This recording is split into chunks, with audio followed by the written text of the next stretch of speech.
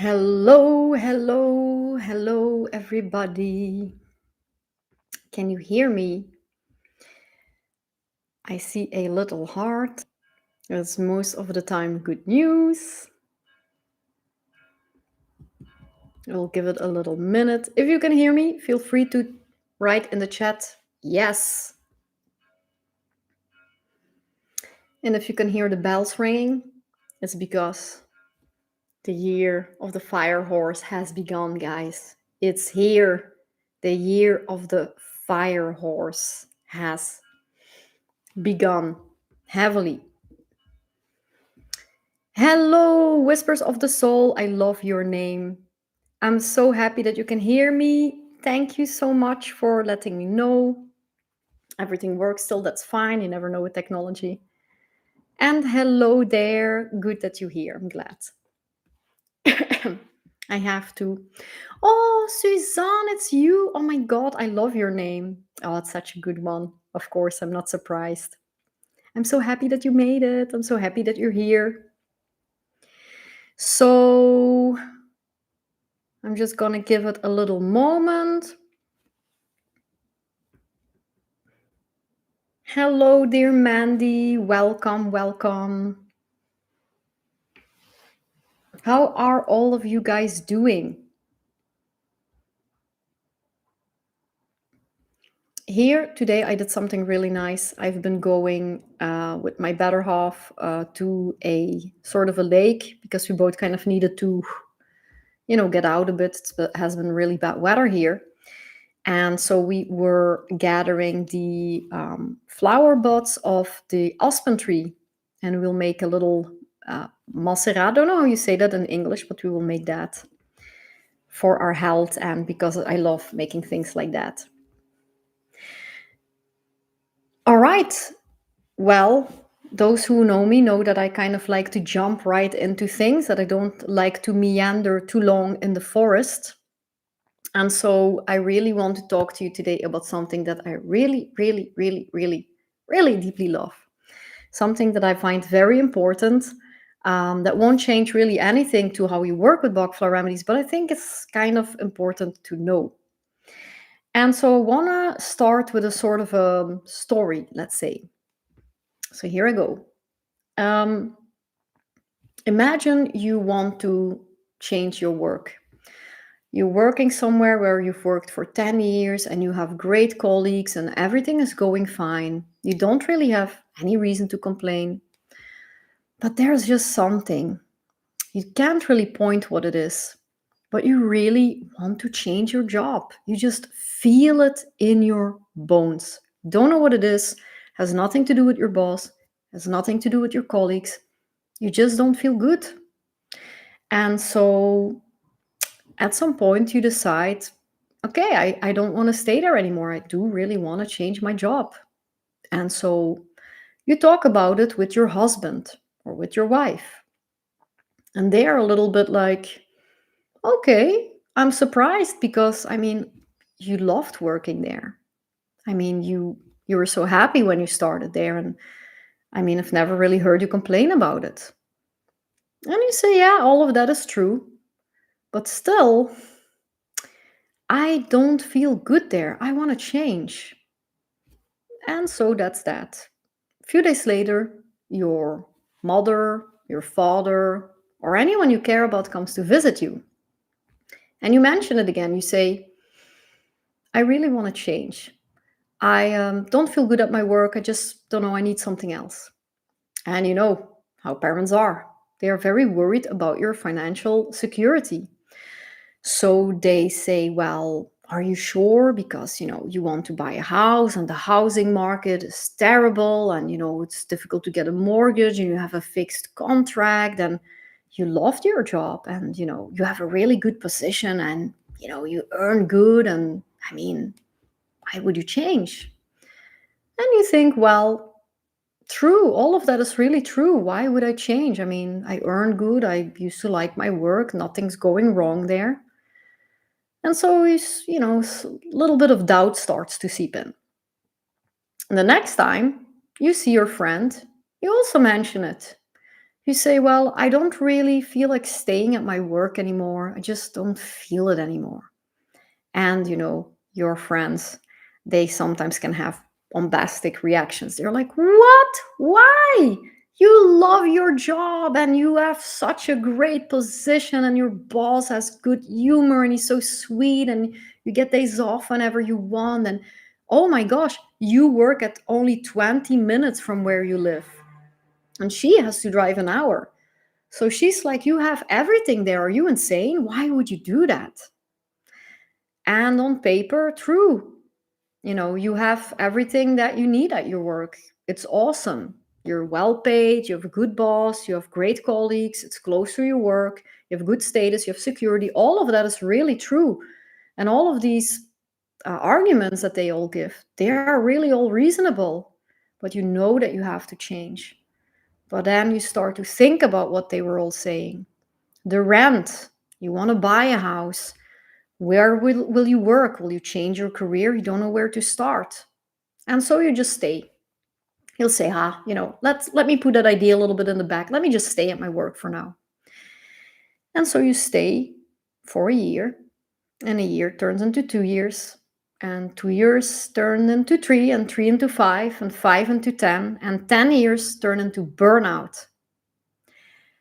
And this is just a very, very classic Serato story. So, Serato is the flower for self doubt. Now, I made a story to paint you a picture to actually explain you something very, very, in my heart, very important and very beautiful. So, when you work with Serato, the cue for Serato, if you are a practitioner or if you're working on yourself, the cue is self doubt. So, that means that you kind of know what you want to do, but then you start to think, what would you do if you were me? And you start to ask everybody, what would you do if you were me? And then people give their opinion. Or maybe you don't specifically ask for people's opinions. They just give them because they are concerned for you, or maybe they are know-it-alls, or maybe they just want that you're making good decisions, or whatever reasons they have. Most of the time people give their opinion there because they want to help you. But then you start to doubt what you knew, and then you change your mind. And very often what happens is that these people often say, I should have sticked to my own decision. So what is happening here on a, let's say, superficial level or emotional level, it's not superficial, but let's say emotional level, is so that you self-doubt, that you start asking others, what would you do if you were me? But what is actually happening on a deeper level is, I always call that the transformational level, is that you're asking for validation to others. You're not asking what would you do because, someone with a completely different set of interest wouldn't do anything that you're doing. You're asking them for validation for your decision. You're almost asking them, does it make sense that I do this? Do I get your blessing to quit my job? Will you think less of me if I quit my job? Do you think I'm making a mistake? So you're asking other people for validation. And what happens on a deeper level than that is actually that you hear your intuition. You clearly hear it in every cell of your body, in every fiber that you own. You hear it, but you ignore it. Like I said in my story, you want to change your job. You feel it in your bones. You feel it in everything that you do, say, you know it. But then you doubt yourself. You ask others, or others make you doubt, and you don't go through with your decision. And so, what I want to point out with this example is that when we are working with Bach Flower Remedies, we obviously work with emotions. And that is a really great way to work with Bach Flower Remedies. And you shouldn't ever change that, because that's just the simplest way to work with them. But there is a beautiful underlying thing that happens when you work with them. So we just think we want to, have more self-confidence, or we want to feel less guilty. And so we're going to work with Bach Flower Remedies. And then we're going to feel better. But what is really happening is something that happens on the soul level even. Now, in my opinion, I wouldn't try to use Bach Flower Remedies that way, because it's already complicated enough to understand what we're feeling and to actually do something with that. I almost uh, rather reverse engineer afterwards and say, okay, this is the Bach Flower remedy that I need. This is the symptom. The symptom is this emotion almost, but it's telling something about the underlying current in me. And in the case of Serato, it is self-doubt, which means that you're looking for validation of others, which on the soul level means that you hear your intuition, you hear your soul, not even tapping your shoulder lightly. It's yelling, but you say, no, I'm not going to do that because other people, the world, the rent, the distance, whatever it is, all these rational reasons keep you from following your inner knowing. And of course, that's very difficult because the outside world is still there, the material outside world, but the inner knowing doesn't care about any of that. So sometimes it can, push you towards crazy decisions that make no sense rationally, but makes deep sense when you look at the deeper knowledge, the deeper wisdom of the human spirit. Now, so that is just one example of how Bach Flower remedies work on the spiritual level. And that is exactly what this session today is about.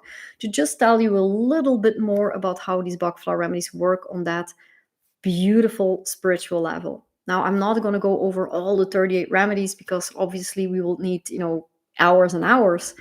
And to be very frank and honest with you, I don't know half of them myself. I am still trying to figure this out. I don't know any of this information really existing and, well explained or anything like that. So I'm trying to figure this out by experience, by working with others, by trying things out, by feeling, channeling, whatever is necessary, or whatever information really. Oh, no, this is the other side. It's so confusing when you see yourself on screen. So whatever it is, it's really still a work in progress, but I think it's so important, and it's really where my heart beats very strong with Bach Flower remedies. By the way, if you have any questions in, when we are going, because I'm still giving a few examples here, if you have any questions, feel free to get some crazy emails here that I don't need to see. If there's any questions, please let me know, and I'm very glad to answer them, of course. The other example that I really wanted to give is from Santori. So Santori, the cue for Santori is that you're not assertive enough. So imagine that you are an extremely kind person, and you're always the one who says yes to everything, always there to help everybody. You're coming in first to your work, you're leaving the latest, you are solving everything, you're the one everybody counts on, and just want that everybody's happy. But after a while, you start to have a little bit enough of that, because even you, in your kindness, feel that somewhere there is a certain imbalance. It's always you who is tired, and it's always you who is rushed.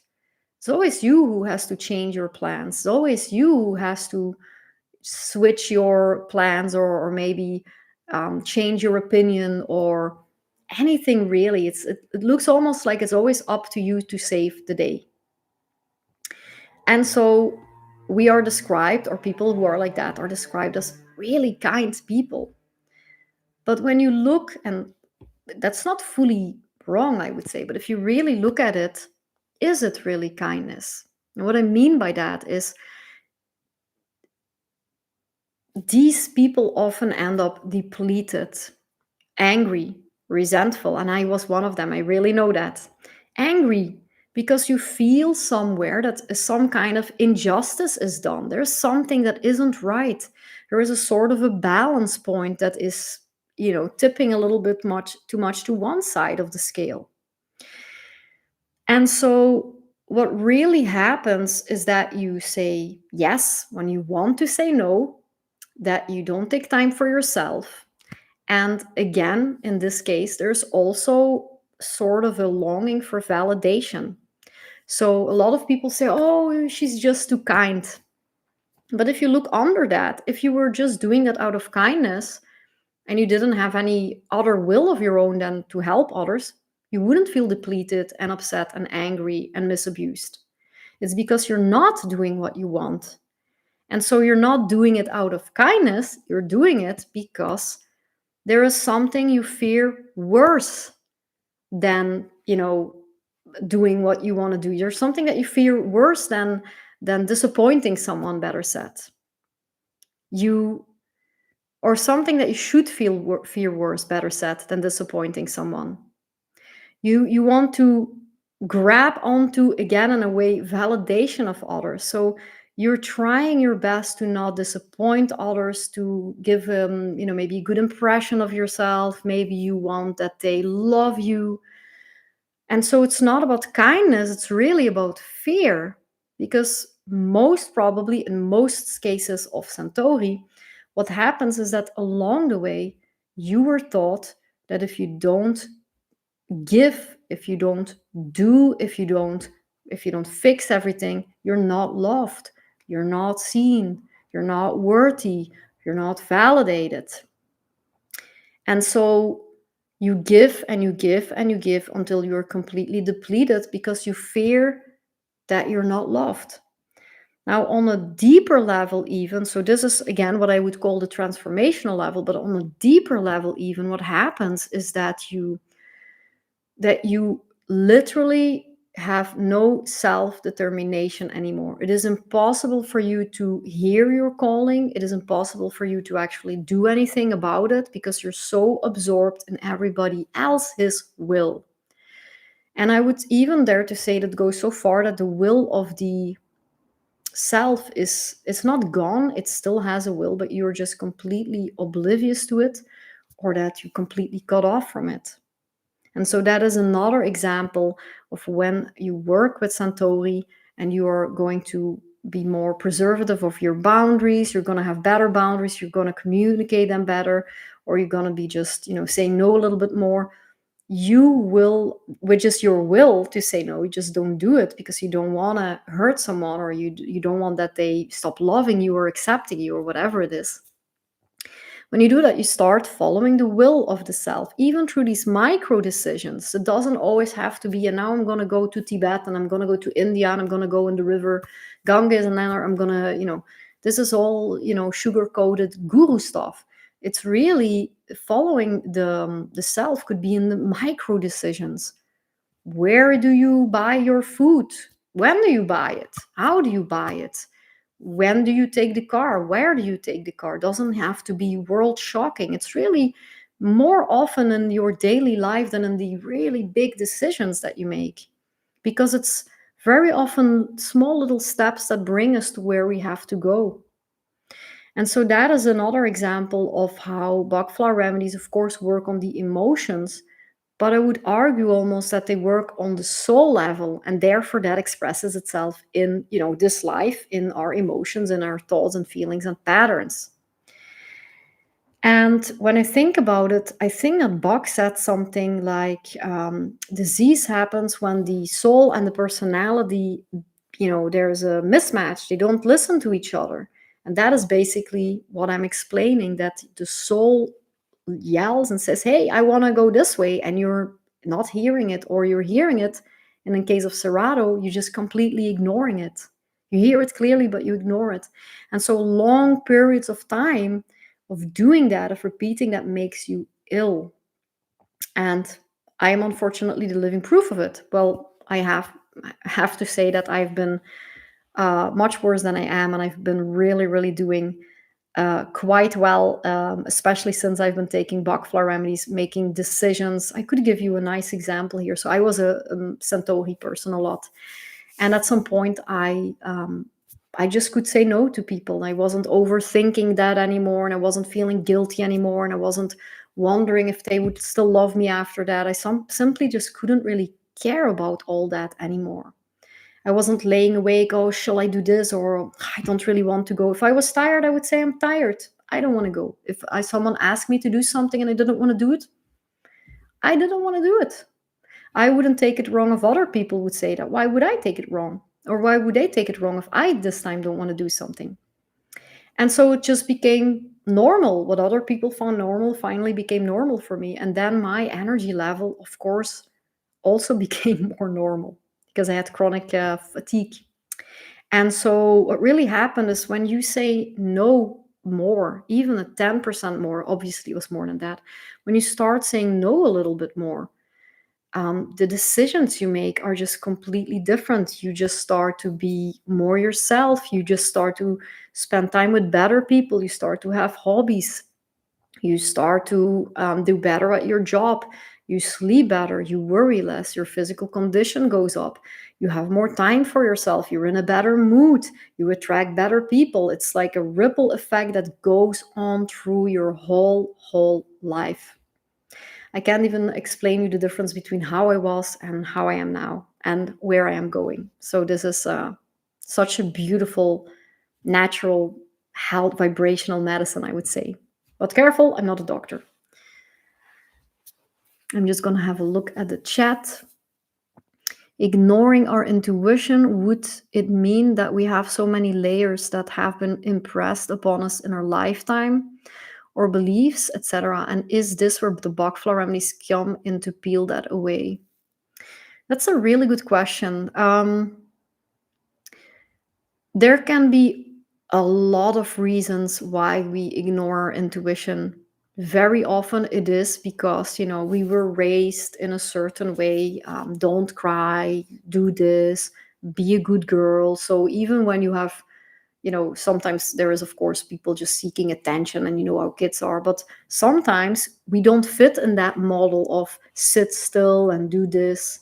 And so somehow the way society is built, we just have to repress ourselves constantly to fit in a family, to fit in school, to fit in society, to fit in your peer group. Maybe it can be a lack of confidence that you just, I was kind of a weird kid, and I was quite myself, but then you get bullied, and some kids, they were maybe a little bit more like other kids because they didn't want to get bullied, but then they were repressing themselves. It could be anything. I think certainly, like you say, there is a lot of impressions in our lifetime, and I think that's why we get sick when we are older, because let's say that 80% of the time you can leave you would be a superhero if 80% of the time you could leave these impressions aside. But then still these 20% accumulate, of course, over time. And so I think that indeed all these impressions just accumulate and we get buried under that somehow. um, and you know like you say, beliefs is a big one. um, just to give you an example of my own life. So I grew up in a quite poor family, and my dad was really a pain in the ass when I was studying. He was always saying, "Oh, when do you find a job, and that you can move out of the house?" So I basically wanted to study something that I know I'm going to pass my studies, and then I can finally move out, because I felt like a burden. And when I was choosing my study, I was automatically skipping a lot of things that I found interesting, because no one in my family went to university. And I thought, oh, yeah, university is really for people who have a lot of money and people who are really smart. And I looked at my family, and it was the opposite of that. I come from a family of mine workers, and no, and I say that with all respect, because I had recently a discussion, no, not a discussion, this conversation with my better half about mine workers, how much reverence I have for these people, how what an insane job this is, and how absolutely nobody today would have the balls to do that. It's insane. So I have a lot of reference for that. But I'm just saying that it wasn't really in the nature of our family to do something like that. And so I didn't even ask myself the question, um, shall I study this thing that I think I would be interested in? I just completely even wasn't even in my existing universe, because my belief system was shaped by my family, but it has become my belief system now, which, let's say, I'm responsible for. And now I was like, well, I didn't even consider it. Looking back now, that was extremely silly, and especially seeing how the level of universities nowadays is hilariously bad, and that I'm more clever than I knew, understood, or appreciated at that time. But definitely our belief system, but of course, which is shaped by society, parents, friends, ourselves. And it's just, I think that is probably what I would say, which is the only mission we have here. I think, because we can't know for sure. But I think the only mission we have here is to be ourselves and to hear that calling and to follow it vigorously. But that means very often doing things that make no sense and hurting others, because let's say that you are in a family and you feel that you need to move to another country and that you maybe want to end the relationship or something. Well, then that's what you have to do. Or maybe it means that society pushes you to become a businesswoman, but you just really want to be a mom, which I think is very underestimated, being a mom, because you're literally bringing into existence, in, let's say, in co-creation with the divine, a soul onto earth. I mean, what job could ever, I mean, there is not even, to me, this is so insane that we have the opportunity to do that. It's miraculously, and it's miraculous, and we have been doing that, for forever, and every single generation has been doing that. Otherwise, we wouldn't be here. But still, it's still so unique and powerful. In any case, that was a little sidetrack. So, yes, it's a very good question, Suzanne. I think also, fear is a big one, but of course, fears come from our belief system. I'm not good enough. I don't know how to do this. Um, I'm not worthy. That's a really big one. I'm not worthy. Even if you kind of know that you are, there's something just inside sometimes that's, just to give you a good example. So when I was started to work independently, I had a lot of problems around pricing. And so every time I had my first customer, I was like, wow, this is amazing. And I can't believe it. And every time I did that, I suddenly didn't have customers anymore. And then when I stopped doing that, I suddenly had a lot of customers. And I thought, well, this is so weird. I mean, I'm grateful. I'm really grateful. I'm a little bit surprised because, again, I come from a family where working on your own, having your own business or things like that, or being independent, no, And so I was like, that's so weird. I mean, I'm grateful. Of course, I can believe it because I think I'm doing a good job and my price is not too high, my price is not too low. But then I started to change a little bit like I was experimenting here. I was like, what is going on? So what I basically did is, instead of being so surprised and grateful, I was still grateful, but I was like, oh, that's nice. But I had bills to pay, and I was like, oh, I would like to have more customers. And maybe I could raise my price a little bit. And then that was the thing that unlocked something that helped me somehow. Still having sort of a gratefulness, but also being like, oh, I can actually have more customers, or can actually ask more money, because I come from a family where you don't earn nothing, and where it's always worry about money. And so I saw that my belief system was somehow shaping my energy around money. And so when I changed that, my outside world also changed. And so my belief system, and the problem that I had, was self was like, hey, go for it. But my personality was like, oh no, be small, keep it in, don't show yourself, and don't ask a lot, and you can already be happy if this and this and this. So it's really, in my opinion, almost all of it is really vibrational. The rest, the outside world, follows. I hope that was an answer. It was a long answer to your question. Linda, hi Linda. So glad that you're here as well. Love you so much. Of this touches me. I'm very happy to hear that, and I also love to do these live sessions, because I do think that a lot of things we are going to resonate with each other, and there's just, you know, just some common issues that we all have, or things that we struggle with, which are often things like self-love and validation or guilt. These are just deeply difficult themes. So I'm glad, because that's just also the thing. When you share something with someone, you just feel less alone. And when you see someone else overcome it, you also understand this is literally something working in your brain that shows you the proof that it can be changed. And so your vibration changes. That's when there is a nice research done about smiling. When you're kind to someone and you smile to them, it does something to their brain and it makes them more healthy, but it also does something to your brain and makes you more healthy. And I think, again, it's all in the vibrational world to be found somehow. Thank you. You're very welcome, of course. Motherhood is crazy, but when they leave, then what? Oh my God, Linda, you.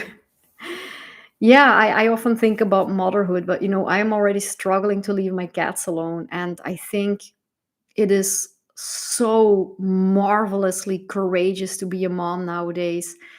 But I mean, it's just I think the probably the best thing in the world. I can't imagine that there is any job that would come close to holding your own baby and then seeing that baby make their own life. I mean, it has to be absolutely marvelous. I mean, what a gift. I'm so happy to be a woman. Just what a superpower. You're the creator on earth. I mean, of course, men are co-creating and you're co-creating with the universe, but you carry life inside you. I mean, wow. It's amazing, isn't it? So yeah, I can imagine when they leave, that is this tears, tears in heaven. Mandy, what remedy does work on belief systems? Does it depend on the belief, or is there a flower for this in general? Yeah, it's more something that depends on the beliefs, because um, let's say that your belief system is, let's take the limitation around money, because this is a very common theme. Maybe you want to earn more money, or maybe you feel that you're always kind of hustling through life, and you have enough, but it's always a little bit, you know you're kind of uncomfortable around money. So your belief system could, for instance, be, um, I don't really deserve it. So that would be, then you would work with a remedy like, for instance, Santori. Maybe you feel guilty around money. If you earn a lot, you suddenly feel like you need to deliver more, that somehow you didn't do enough. You overwork. Then you should take pine for guilt. Maybe also rock water for perfectionism. Maybe you have fear around money. Maybe you kind of learned in your um, younger years that there is money discussions with your parents, that you've heard that they were always yelling or fighting over money, and then money maybe means fear to you. So in that case, you could take a remedy like Aspen when there is a sort of a vague fear around money, or maybe Mimulus when there is a known fear around money. So it really depends on what the belief system is. Exactly. You got that right. We need to talk personally, Linda. Yes. Bring it on. I'm very curious, as you know. Yep. Yeah, I can imagine motherhood. It's probably the most beautiful thing there is, and the most painful thing, which is, always so paradoxical, of course. Um, I was thinking if it's okay for you guys to just give two other examples. They're a little bit shorter, but I think they're pretty awesome. And so it's more about timelines, but still about how Bach Flower Remedies work much deeper than we maybe really understand or know.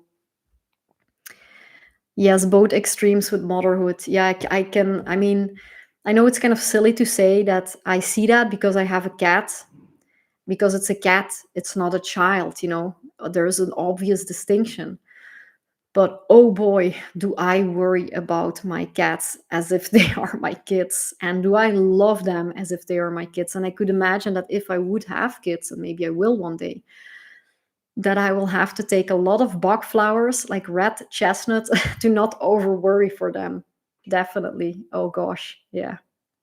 We laugh a lot about that with my better half. So, all right, I wanted to talk to you about the timelines. So you might have heard in my recent interview with Laurel that I was talking a little bit about the timelines and impatience. And so, impatience is the remedy, obviously, for impatience. Huh? So, if you are very agitated, you have a lot of inner pressure, you feel kind of rushed, maybe you are in traffic or just waiting at the cash desk and you want to pay, and it takes forever and ever. And all these old people, the typical stories, these old people always, they're so slowly. And so, you have a lot of inner pressure. Now, if you sometimes feel a little bit agitated and stressed, well, everybody feels like that. It's okay. But if you live like that, this is truly deeply painful. And it's actually quite dangerous because you are rushing and rushing and rushing, and you're making mistakes and you're pushing ahead and you're inattentive and you're chaotic. And so I had a thing happening to me that I was in such a state, and I did the stupidest things, and I was like, how can I have missed this, just because I was so much rushing, rushing, rushing all the time. And so at some point I was in traffic, and there was I don't even remember the situation. There was a situation, and what happened was that I saw something coming, and I was really good at that. I saw it coming already from far, but I was the only one who saw it coming. Everybody was kind of doing their own thing, and I was anticipating what was going to happen. Now, what really happened in quantum reality, let's say, is that I was ahead of the timeline of the normal traffic. And so everybody was in their shared timeline, and I was alone ahead of time in my timeline. And at the end, I made a decision based on my rushed timeline that wasn't corresponding at all to the initial timeline of all the other of the audience, let's say. And in the end, it was me rushing into a situation that hadn't occurred yet because I was ahead of my timeline, ahead of their timeline.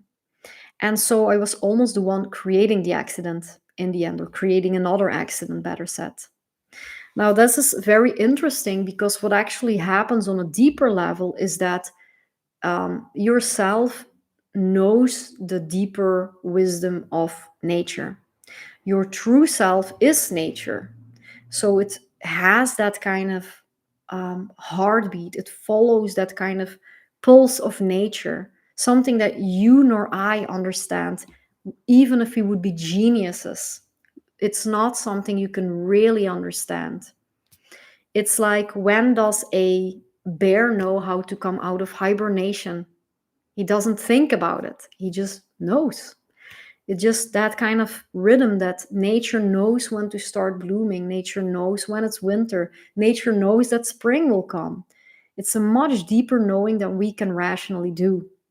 And what happens when you're in impatience is that you're very much in the head. I have to do it. I have to do it fast. I have to do it like this. Come on, and hop and go on and do this and do that. And so you are so much in your head that you're actually out of your body. You're out of that natural rhythm of life. And impatience helps with impatience by putting you back into your body, by putting you back into sync with the natural rhythm of life. So I just find it amazing, because we think, okay, impatience, and it makes you less patient. But it's actually really, I mean, amazing to bring you back into the reality. And I also wanted to share the last one, which is the opposite somehow, which is honeysuckle. A honeysuckle is the remedy for melancholy, for nostalgia, when you're clinging on to the past. Maybe it was better times, or, well, before the internet, or before that person died, or when you were still in that relationship, or when you were young. There is, we all know that kind of yearning for a time that was simpler, easier, better. whatever it is. And so when you cling too much on that, you are in a honeysuckle state. And I had that a lot when I came here, when I came to live in France. And I didn't expect that at all. And I stayed in that state for quite a long time, which is very silly. Mm, a little sip, because I'm a Bach flower practitioner.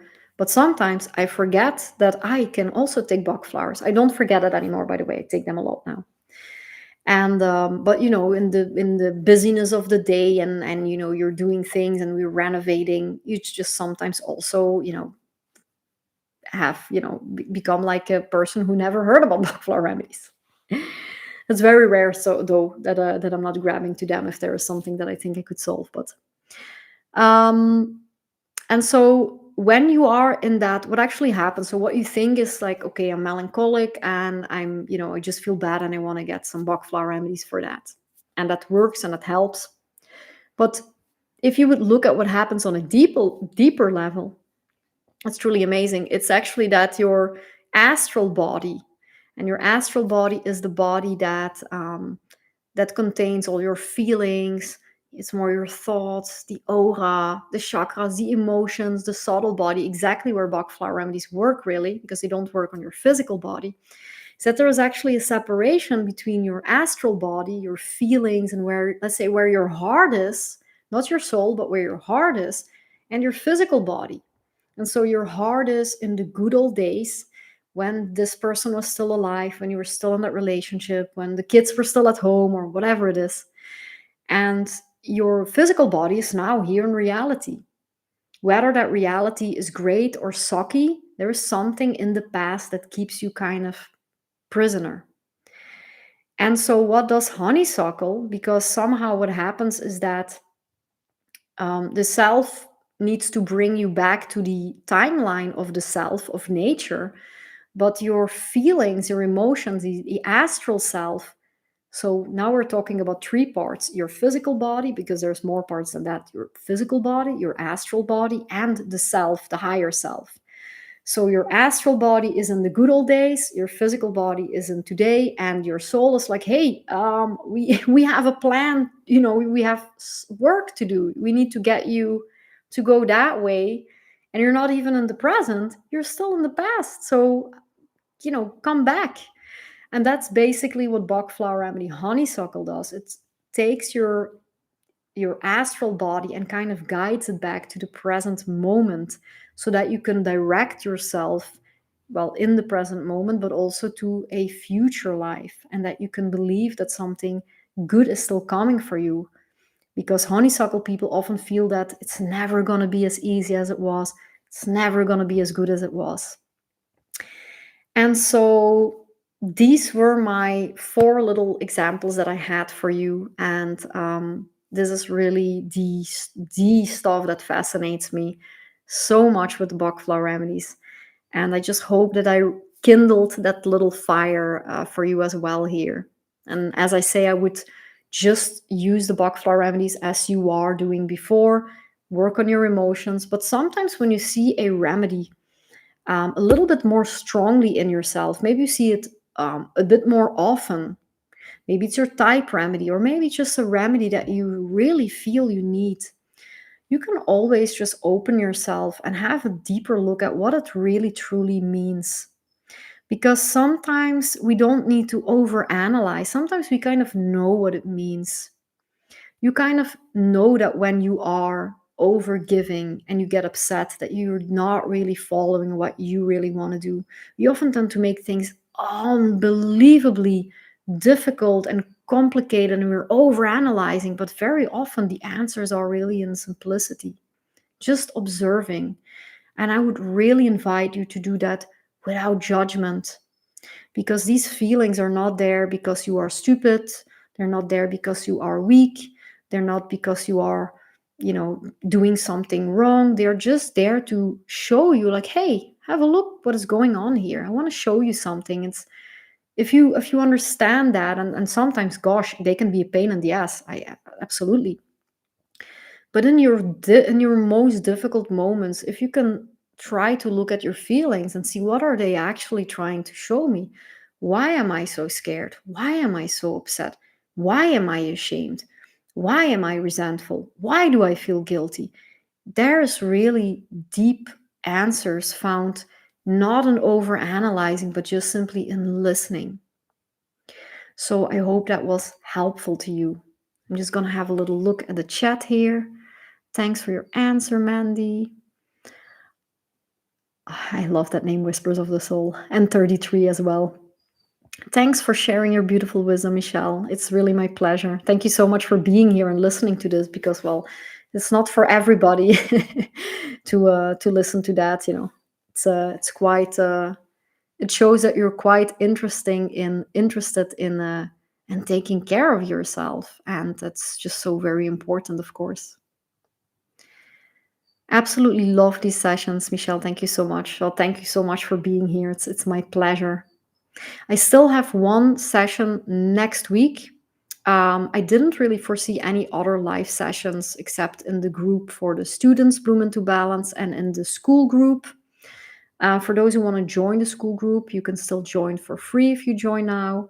And tomorrow, if you join the school group, we have coffee hour. Coffee hour means that we're not going to do anything useful. It just means coffee hour. It just means having a good old chat. So you're very, very welcome for everybody who wants to join there. And for Bloom into Balance, I think it is the 23rd on Monday that we have our live session. And there we do little lessons, and we try to go a little bit deeper on all the problems that we can encounter, or if there is any questions. And so is there anything else that I wanted to say? Oh yeah, I didn't foresee any other live lessons. Next week is the last one. Then I will go to Belgium a little while, but I do really enjoy these, so I might restart them afterwards. But I will still have a little look with my time and how everything's going. I just wanted to try this out for a month, so 4 weeks, and I do really enjoy it, and I appreciate also that you enjoy it. I had no idea if there was, people were coming, showing up, having questions, but it seems yes, and so that does encourage me to want to go on with these sessions. So definitely, if anyone is interested, you can always drop me a little comment like, yes, go for it, and then maybe we can pick that up afterwards. But also for those who enjoy these live sessions, I would really recommend to enter in the school group. I can give a link now for those who are not there yet. Just give me a little moment. Where am I here? But I don't know if everybody's in the school group. In any case, there is always all the information if I'm doing something new. So this is a little bit the platform where everything, all the appointments are shown, and everything is communicated. And so I don't know if someone has some questions about anything really. If so, feel free to let me know. Is there anything else I wanted to say? Tomorrow is coffee hour. Next week is another live session. And that's what I wanted to say personally.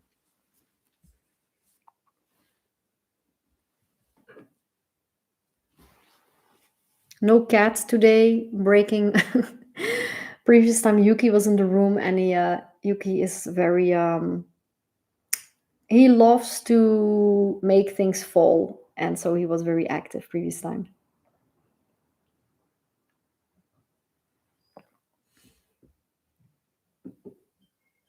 It's really my pleasure, Suzanne. Always lovely to see you.